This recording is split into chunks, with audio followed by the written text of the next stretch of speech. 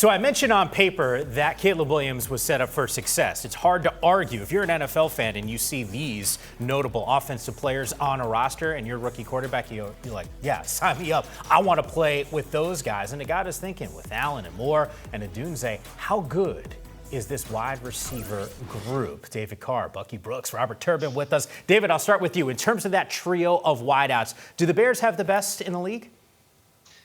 Well, there's the potential for that because they're a complete team. They are a complete unit. So when you look at the top down, right, you go DJ Moore, a guy that can handle the football at the line of scrimmage. He can push it down the field vertically. He's kind of like a Deebo Samuel type player that can do a lot of different things. And you have Keenan Allen as a veteran player that can win on third down.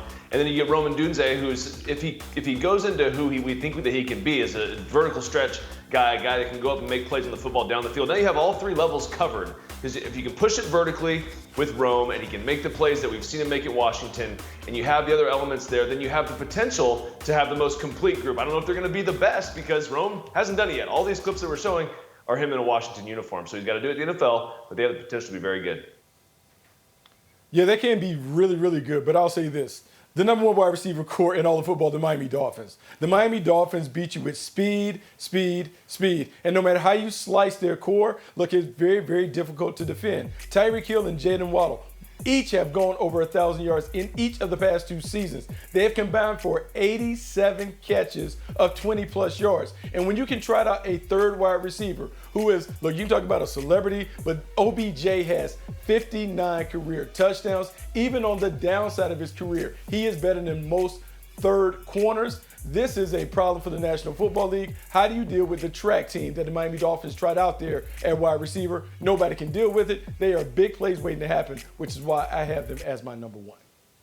Man, what's wrong with y'all, okay? It's clearly the Seattle Seahawks. That's right, okay? I'm going home to the place where I belong. A little adultery lyric for you, Bucky. DC, educate your boy, okay? First of all, we already know DK, it's no secret. 3 out of the last 4 seasons, over 1,000 yards receiving. Tyler Lockett, over 1,000 yards, 4 out of the last 5. 2 of those seasons, they both had 1,000 yards together. And then we get to last year's rookie, Jackson Smith and Jigba, who at the start of the season, the first half, they couldn't even get him going, didn't even know how to get him the ball first. They were throwing swing screens to him, trying to get him the ball in the fly sweeps, and they finally decided to say, hey, let him play wide receiver. He goes on to have 63 catches for over 650 yards. That's almost double the catches Odell Beckham had last season.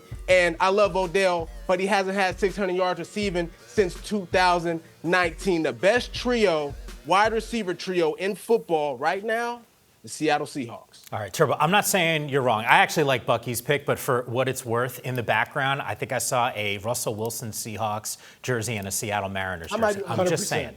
I'm there. My homer a little bit, just a smidge. But look, it's good, and you were able to back it up, and like I said, I think they're in the mix. There's no question. By the way, the Eagles also in the conversation for having big-time wide receivers on its roster, but right now it is back to basics with 2 new coordinators.